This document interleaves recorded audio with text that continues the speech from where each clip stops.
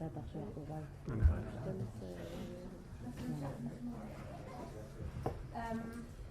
can I start?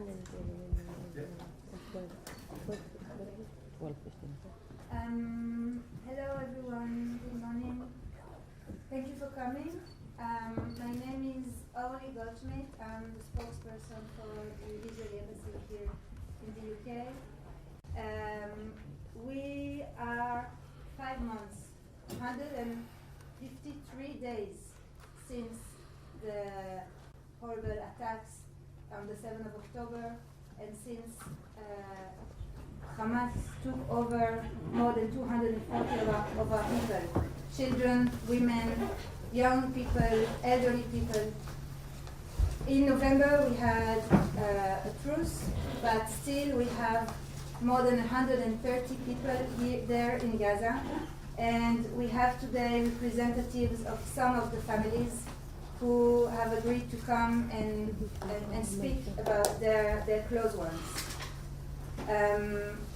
I will also remind everyone that we still have, out of the 133 hostages, 2 hostages that are dual British citizens, which is important to remember. We have here with us, you will introduce yourself, I think it will be easier. We have a lot of representatives. I just say a few logistics before we start. Everyone will speak for a few minutes, and then there'll be time for questions from the journalists. And then at the end of the press conference, for those journalists who will be interested in having a one-on-one interview with the families of the hostages, you can come to me or to my team. Where are they? Ilan and Or, you see them, and you can ask for interview with specific relatives. And we will arrange that as well. There's plenty of time, so not to worry. Thank you everyone, and Michael, please start. Hello everyone. My name is Michael, or Michael. I'm Or Levi's brother. Up until 5 months ago, if you told me that I'll come to London, the reason was probably business or pleasure. And then my brother decided to go to a music festival. And since then, my life mission is to bring him back. Or and his wife Einav went to a music festival. They left their 2-year-old son Almog at home. When they got there, they had to run away into a bomb shelter because of a missile attack. But for a second they thought they were safe, and then the terrorists arrived and threw grenades into this bomb shelter and sprayed it with bullets. His wife Einav was murdered. My little brother had to watch his wife being murdered in front of his eyes before he was abducted. She was only 32 years old. Their 2-year-old son Almog is now left without a dad. He's somewhere in the tunnels of Gaza, held by monsters, and without a mom. I have only one thing I want you to remember. Take a look at this face, and whenever someone takes it to politics, please remember this face. This is not about politics. It's about human beings, that their only crime was that they wanted to go and celebrate peace and love in a music festival, or wake up in their own homes and spend a quiet weekend with their families. And they were brutally attacked by monsters. Thank you.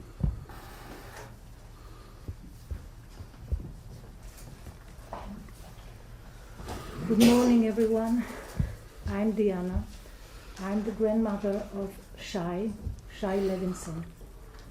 Shai Levinson was 19 years old and 4 months when he was murdered.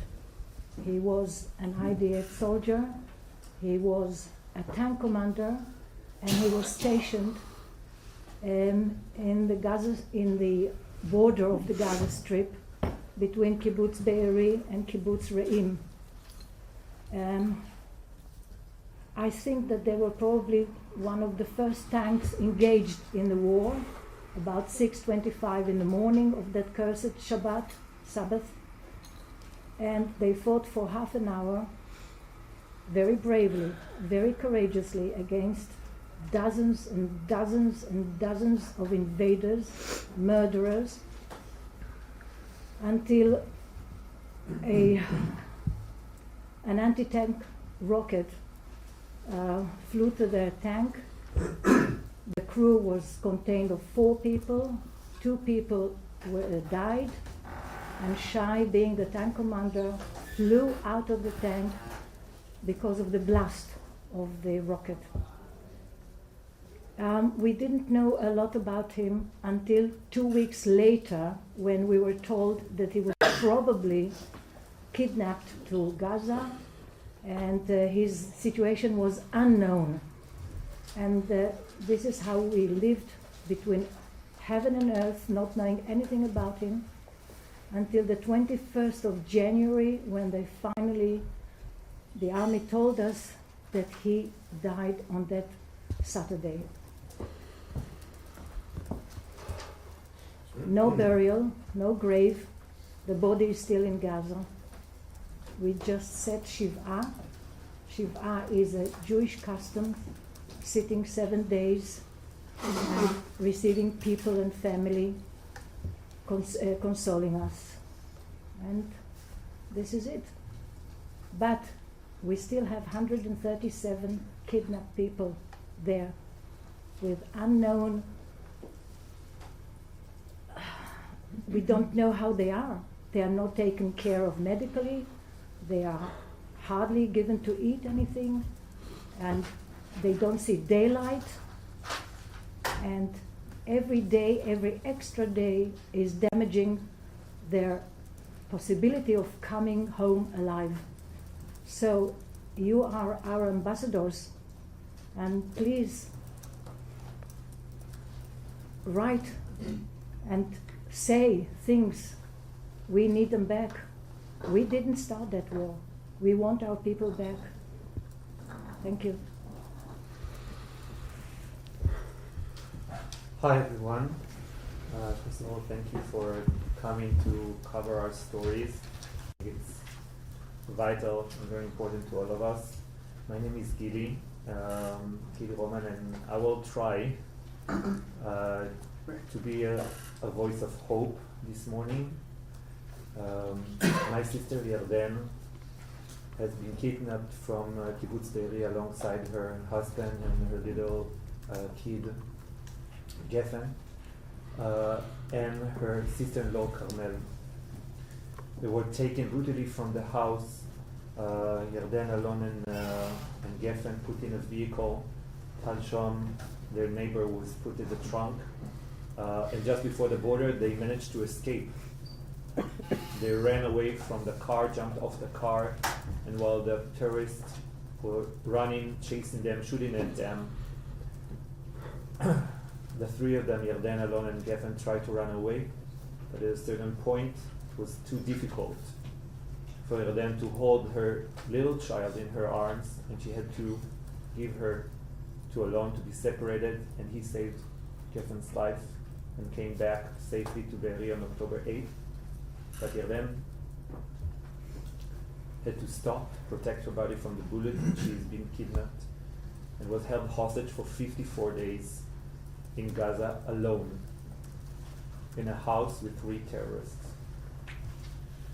It is a hopeful story because Yarden has been returned to us after 54 days in the last deal.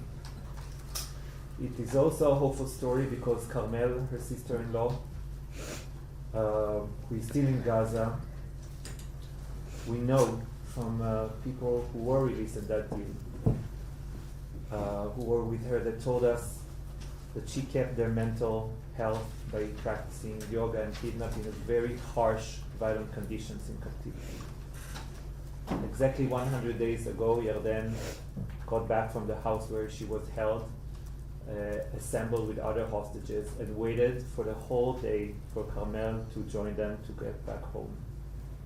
In the end, just before they were released, she left her a note, and she said, "We love you, we are not giving up on you."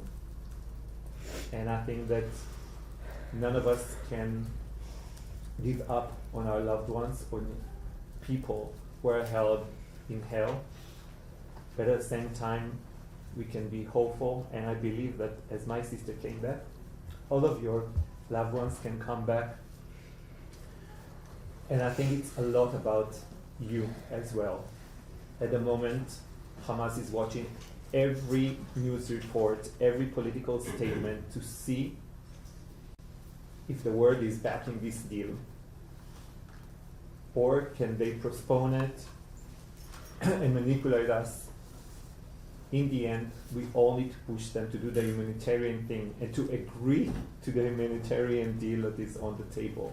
This is what can save our families. Remember, this is what says my sister, and we are waiting for Carmel, we are waiting for Tal, we are waiting for everyone.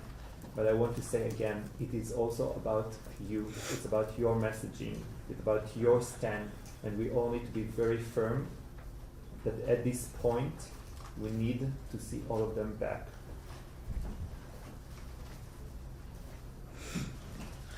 Good morning. My name is Inbal. I'm cousin of Tal. Tal was kidnapped from Kibbutz Be'eri with his wife and the kids. In my family, 7 people kidnapped and 3 were murdered. Now I can tell that Tal saved their life. They started to burn the house and to get on the house with D9, and Tal talked with the terrorist outside, and he asked them, "Take me and keep the wife and the kids inside safe." So Tal was taken first, and then Alon and Yarden saw him in the trunk when they put him in the trunk of the car. I don't know if he knows that at the end the kids also were kidnapped and released in the deal in the day 50. They are here in the house, and we are taking care of them, but they cannot be healing without the father. Tal is family. The family is the first thing on his life. The most important thing for him is the kids, Yael and Naveh. Yael asked for her birthday for all the fathers to come back home. She celebrate 4. Just one day after Tal, we celebrate for Tal in the Kikar in Tel Aviv. And we asked Yael, "What you want for your birthday?" She said, "I want all the daddies come back home." She don't know there is soldiers and other young ladies. Today it's 153 days, 5 months. We need them back home, all of them, and we need you to do actions and to talk and to put our stories, our loved ones, in the top of the agenda of everything. Nothing is more important than them. Please look at them, look at all of them. They are family members, they are fathers, they are kids, they are grandchild, brothers, friends, and it's happened to us. It can happen to you as well. Now it's just knocking our doors, but show us and show them that they are not alone, and you are supporting them, your country, and you as people, not just the reporters. We need them back home to heal the family, to heal the hearts of all of us, and to try to make ourselves as a country strong again, but we can't make it without them. Thank you for coming here tonight. This morning. morning. Good morning. My name is Anfar. I'm Elia Cohen's sister. Elia was kidnapped from the mother party on October 7th. And on that day, when Elia and Ziv, his girlfriend, started to hear alarms, they immediately ran to the nearest shelter to hide. About an hour later, the terrorists arrived, start to throwing grenades and RPGs and shooting live fire into the shelter. Bodies fell on Ziv, and she was buried under the bodies for more than 3 hours, not breathing, thinking like she is dead. And this is how she was saved. And Elia was shot in his leg. He screamed and fell. And the terrorists noticed that, and they took him from the shelter and throw him to the van and take him to Gaza. Since then, we don't know nothing about Elia. We only know that Hamas does not give them a medicine and he is not treat their injuries, which means that Elia entered Gaza with a bleeding leg that he could lose her. He also experienced an epileptic attack years ago that developed from stress and can erupt at any moment. You know that 3 days before Elia was kidnapped, he came to our house with great excitement to show us the ring he bought for Ziv, with which he intended to propose her soon after the festival. But now he is kidnapped in Gaza. And now I'm asking you, on October 7th, we could not help our lovers, but now we can. I believe that we can see them at home soon. I believe that I would see Elia healthy soon. I believe that I would see Elia and Ziv getting married and starting a family soon. But we need you to press and publicize wherever possible the distress of the hostages. Help us to bring them home.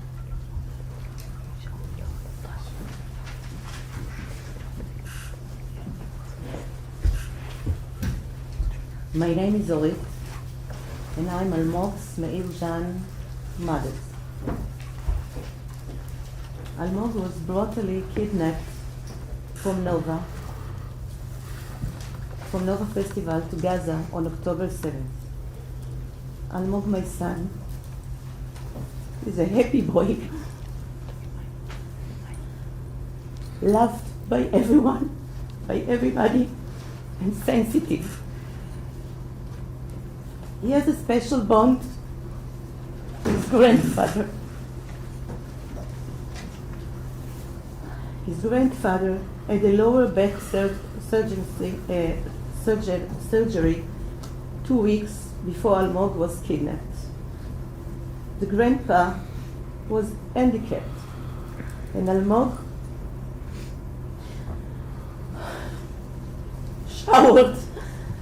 showered him on daily basis.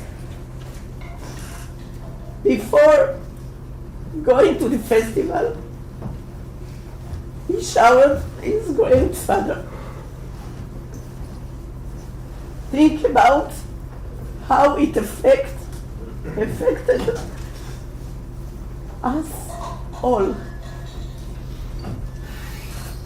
How I miss him.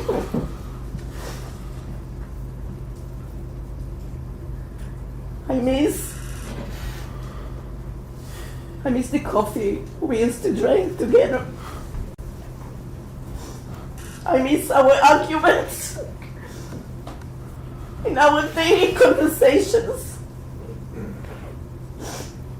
What a big crisis our life had.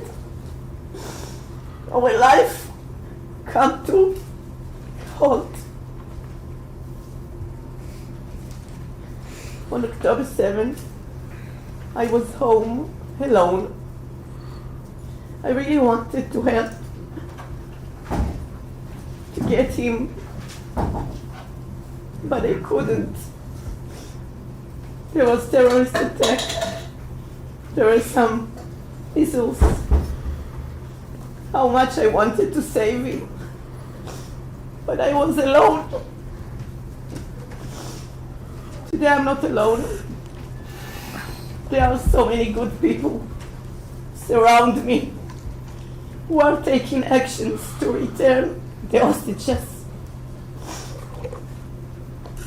Think of people you know who can help to promote a deal that will bring back the hostages. Today there is an opportunity for a deal. Politician can call to another politician in the Western world. The Israeli government will put the hostages top priority and will do everything possible to bring them home. They don't have time. They languish in Hamas tunnels for 153 days. It's unbelievable. Unbelievable. You know, soon we are celebrating Passover in Israel, the holiday of freedom. And we're leaving a chair to Elijah the prophet. I want my son to sit with us. Come join us, and bring the miracle of unity until so that no seat will remain empty on Seder with the families of the abductors. I would like to thank the Israeli forces and the IDF for defending our state and doing everything possible to return the hostages. ושבו בנים לגבולם. Amen. Amen. It means, and boys return to the borders. Amen. Thank you.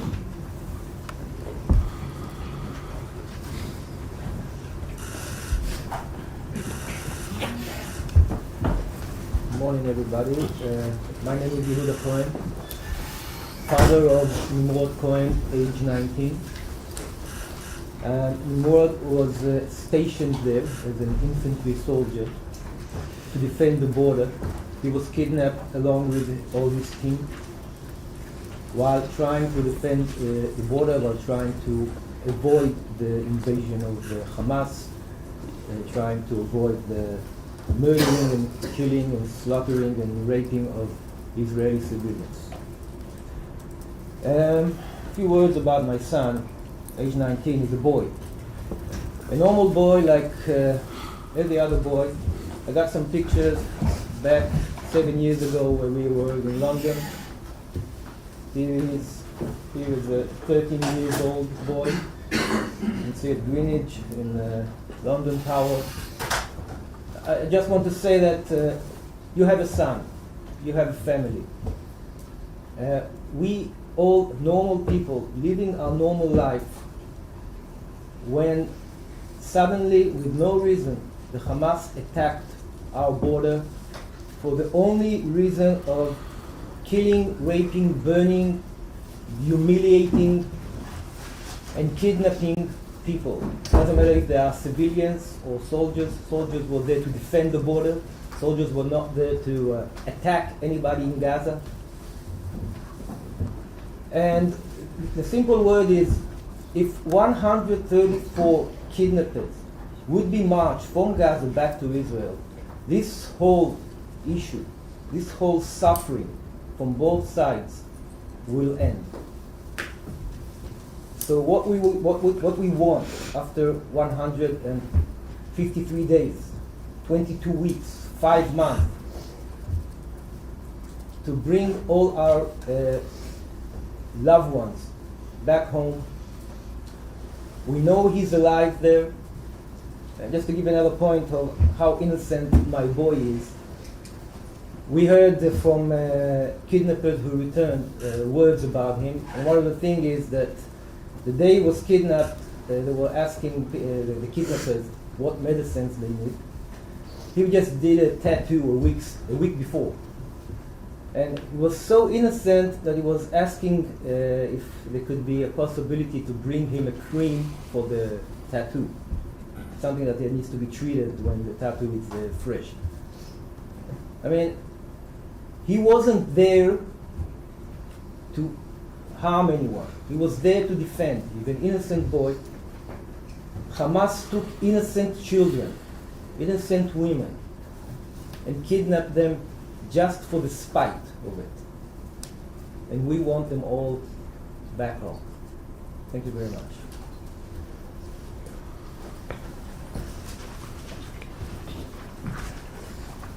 My name is Avivikia Blanca. This is the first time that I talk to you English, because I go everywhere when I speak Hebrew. And they said that I must to come and to talk about my brother. He only 50. He has 2 children. My mom wants to see him. She wants to see him again. We don't know if he's alive, if he's dead. We don't know nothing about Hanan. We don't have a video or something that we see how they take him to Gaza. Hanan was missing 3 months. 3 months that I think that my brother is not in life. And after 3 months they tell us that he kidnapped to Gaza. But they can't tell us how they kidnapped. Oh wait, it's like my mom. In Bali, it's like my sister over here. And I'd ask you, how you can feel me, to see her, to see me with my brother, go every day with this picture of me. I don't buy nothing. I go all day with this, with my brother. I'm 48. I have 2 children in my home. I left my home to be here. Only I want to see my brother. I hope that we see him again. I hope that we see everybody come again. And thank you that you come.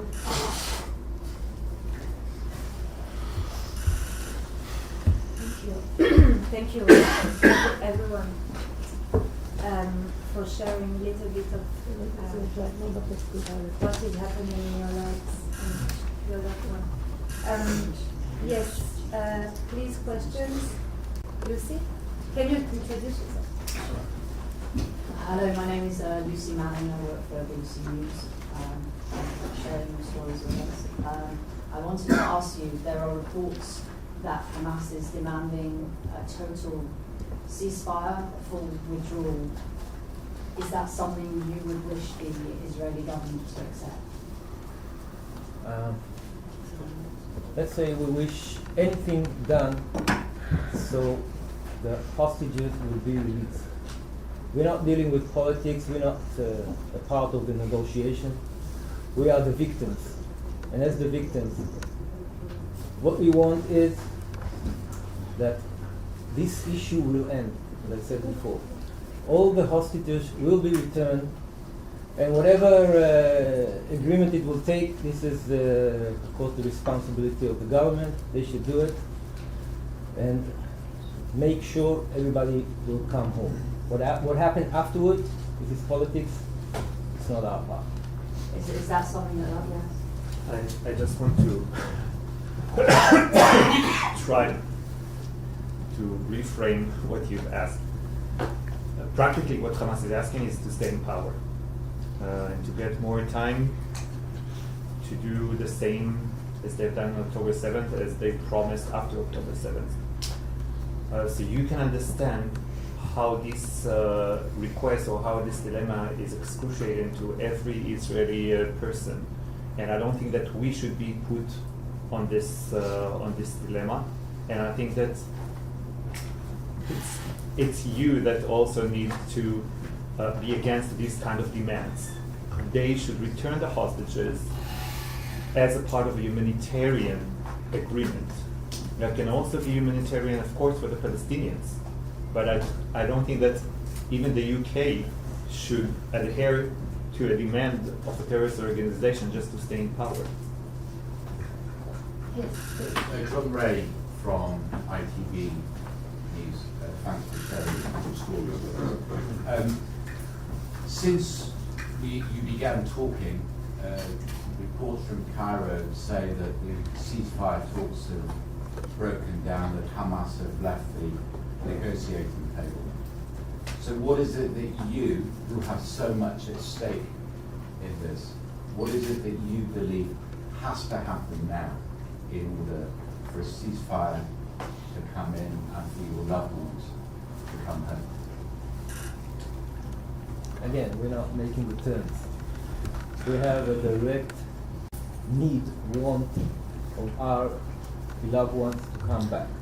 What it takes, it's a matter for the officials to do their negotiation, a matter of this dirty game, what to give, what to take. But I'm saying again, I'm emphasizing again, if 134 hostages will be marched from Gaza back to Israel, all this suffering on all sides will end. How negotiation will be done, we have no part of it, we have no influence. That would be very frustrating. That's frustrating. No. Yeah, of course, but that's why we are here. That's why we want to keep this issue on the table worldwide. And as been said here before, this is not only our problem. We are the frontier. What happened to us will happen to every other liberal Western country.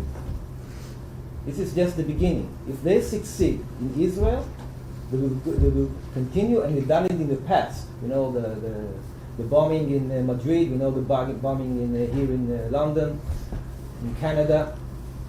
I mean, this is an international issue, emphasizing the Western world. So this issue needs to end. How it will be, this is the official responsibility to do, not us, governments. But this issue has to end, because there is a local issue of our problem, but this is a general issue worldwide. I will just say, I think that the answer is pretty simple. Immense international pressure. This is what might bring Hamas back to the table. I've met with the Prime Minister of Qatar over a month ago, in the end of January, that we felt that it's a verge of a breakthrough of a deal.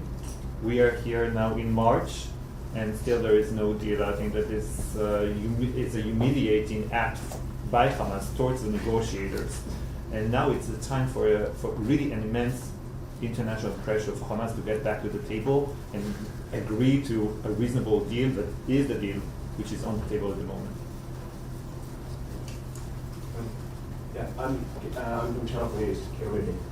Just on the deal that was on the table, I think it's still on the table. I think we believe that it would only release about 40 hostages within 6 weeks. Would that be something that you would be in favour of, even though it would mean not all of the hostages being returned? Let's say every step towards the end, every hostage released is a blessing.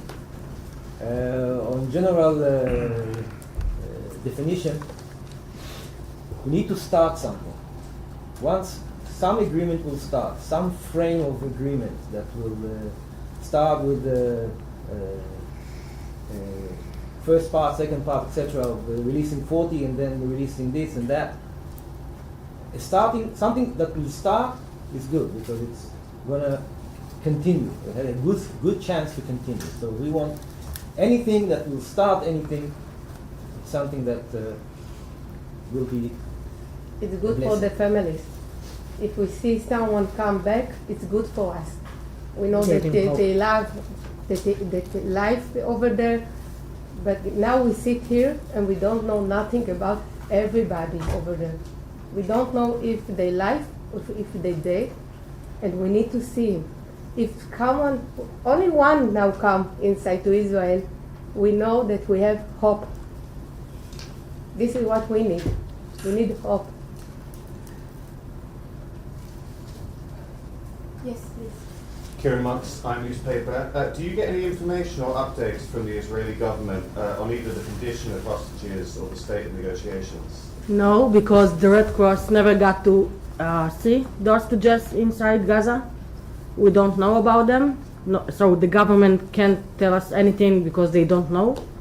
This is your time now to also put pressure on the Red Cross, UNRWA, whatever, to send people inside. We need information. We need signal of life from every one of them, and it must be immediately. Now, they supposed to do it in the last deal 100 days ago. It never happened.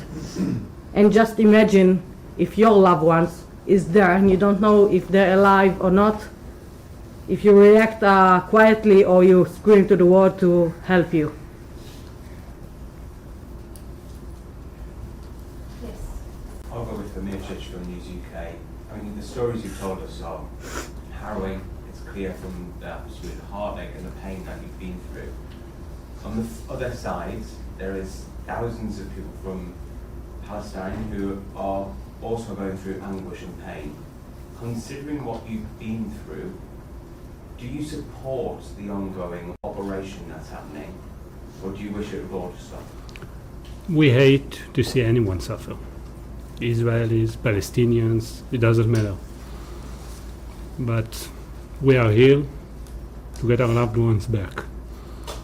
And if you want to ask someone this question, I think you need to ask Hamas. We all saw them hiding behind children, trying to avoid being arrested. We all saw them firing missiles and hitting Palestinian homes and killing innocent civilians. We all saw them shooting innocent Palestinians whose only crime was that they wanted to get some food for their families. We do not hate anyone. We just want to get our loved one back, and we want to end the suffering of everyone. You must remember that we didn't start this war. Until the 6th of October, there was a ceasefire between us and Gaza. And what happened on the 7th of October just turned things over and over again. The whole world has changed. Our world has changed. We didn't start it. But in a war, as in a war. And I don't know, but if you know that the IDF is one of the most humanitarian army in the world. And they do help citizens there as much as they can. Little children, old women, of course. So what's happening there is they started it, they wanted it. I don't know what they got in their heads, really. But we have to defend our own people. We want to bring them home. What happens afterwards, it's up to the governments. We are not politicians. We are family members that want the family members back home.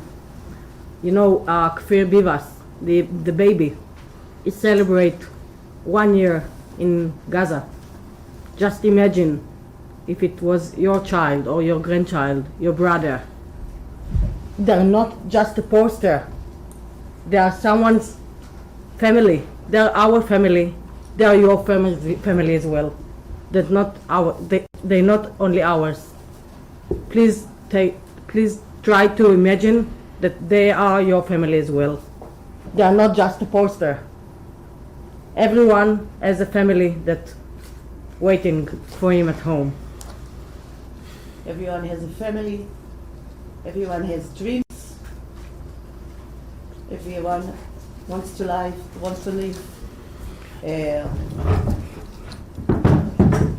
Want to stay.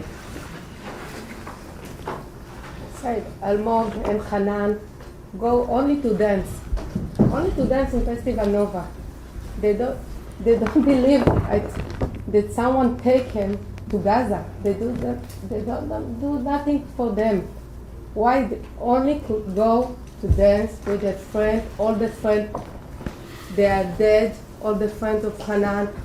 Why? Ask them, why you take them? What they do for you? What Hanan do? Why? Because he danced? Why they take him? Do something for people over there? I don't think so. Andy. Andy here in Daily Mail. I know that today for International Women's Day you've launched a campaign with the hashtag Bring Back Our Girls. This is obviously a hashtag that went viral in 2014 when Boko Haram abducted women. It was made famous by leading figures like Michelle Obama. I wondered what you made of the silence of women like that and whether you want to talk a little bit about the campaign.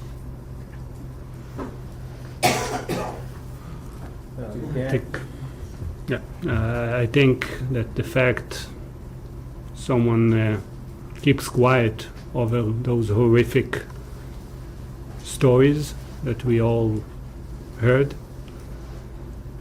means that they are hypocrites. Human beings are human beings. It doesn't matter if they are Israelis, if they live in Nigeria, if they live here in the UK. We are all human beings, and evil should be destroyed. That's it. You can add to that how the UN ignored this issue of raping and torturing of women. We have now the report of what happened on the 7th of October of raping and murdering of women, and the Chief of Staff of the UN doesn't want to have anything to do with it, any meeting in the UN to discuss it. So yeah, big hypocrisy is going on. Yes. Nick Cullen with The Economist. We're all hearing your pain, but there is a kind of part because I just wonder what is it that you say to the families of thousands of Palestinian prisoners, many of whom were also held without trial, being taken from their homes in South Africa, also waiting for them to come back.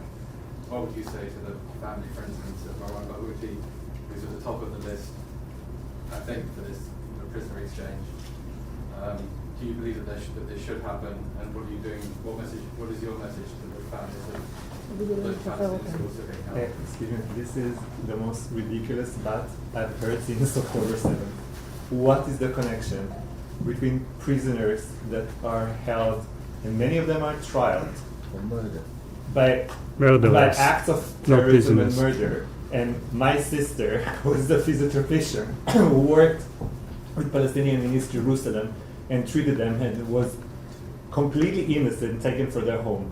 Why are you asking us this question? It has nothing to do with each other. The fact that Hamas is preferring to deal with prisoners instead of protecting their own civilians, it's a matter of Hamas. We deal with it because this is their demands, okay?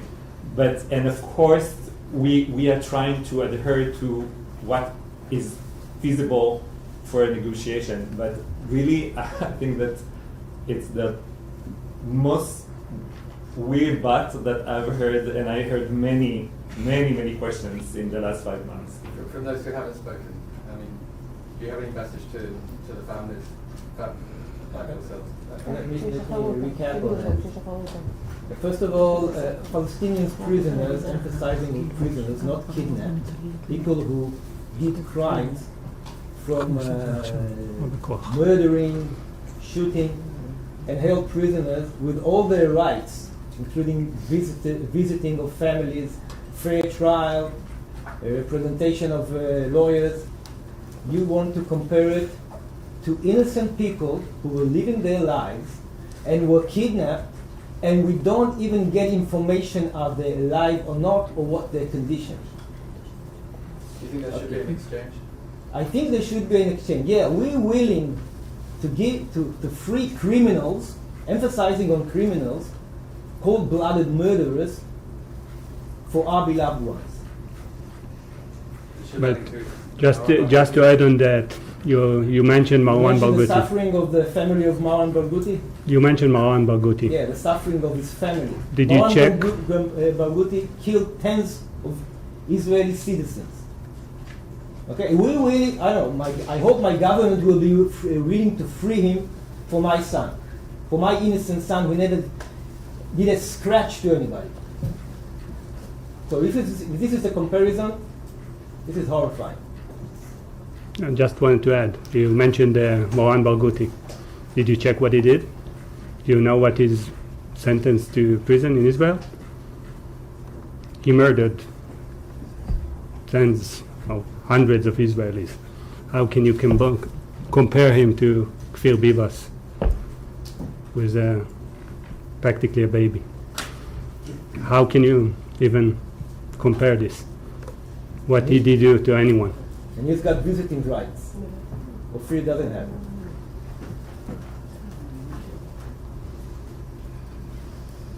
Another question?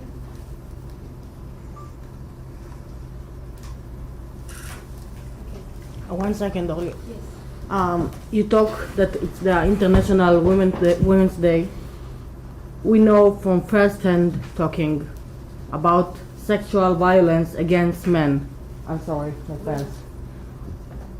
And you are quiet about everything. How can you sleep at night? By knowing that our brothers, your brothers, is getting, I don't know what they're doing there, what they're doing to them, to the ladies, to the men, to the baby, to the kid. As a woman, I'm terrified for everyone. If the young ladies are pregnant, it's 5 months now. You can't even imagine how the mothers of the women living with the knowing of maybe they having a baby now from the Hamas. I'm terrified for them. I'm terrified for the men, for the old men, for the young one. I'm terrified for Kfir that it might not having child meal as or milk, or if it's not with Shiri, his mom. How you can sleep at night? Look at us. Look at them. All the time. Keep them in the top of the agenda. Keep them in the top of everything. They must come home now. Immediately now. We want them alive. And we also need the ones that are not alive anymore. Everyone got to return home and they don't have time to wait. Please put it in the top of everything. Thank you. One last thing that someone wants to say? I just want to emphasize again the sentence. One sentence, one simple sentence. If 134 hostages will be marched from Gaza back to Israel, suffering from all sides will stop. Thank you. Yeah, and I'll add that none of us would have ever imagined that after 5 months we would still be here discussing the fate of our hostages. It's horrible, it's beyond comprehension. So we really need you to emphasize their message and to bring it to the UK and to the world, hopefully. Thank you very much for accepting to speak, and thank you for joining us this morning. For those who are interested in one-on-one interviews with some of the members, please talk to me or to Ilan, I can see him, and we'll arrange that. Thank you very much, everyone.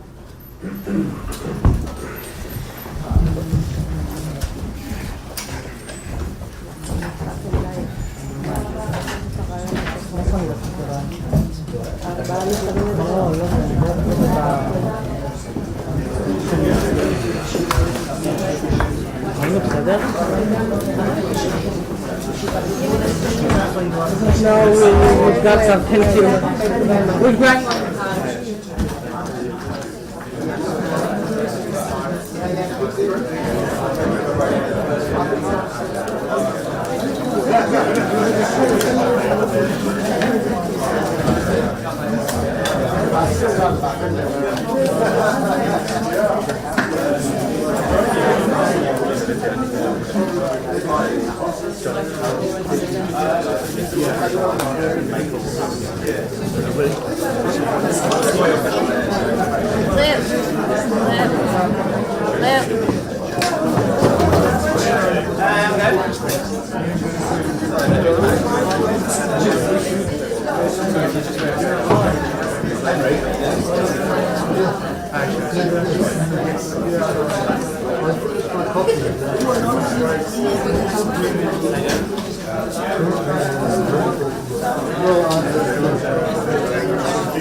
I couldn't get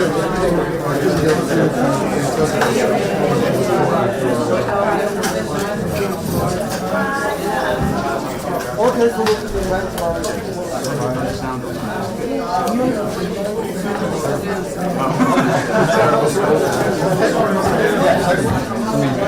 mine was slightly pointed that way, so some of them are like really nice, but some of them are going straight.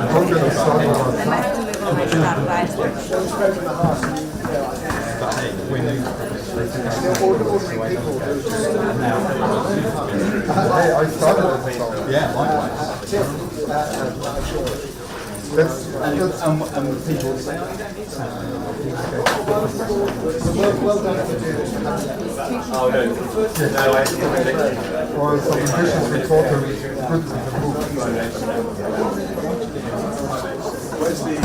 so then funny enough, you sometimes now see it too, on an iPhone or on an A7, there's some order the whole thing.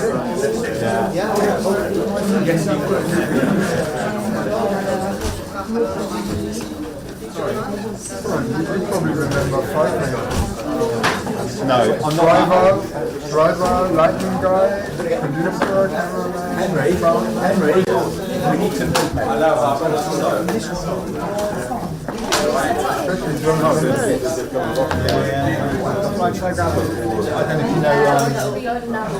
don't know if you know, she moved from Germany to America. Oh, right. But she was working towards the yeah.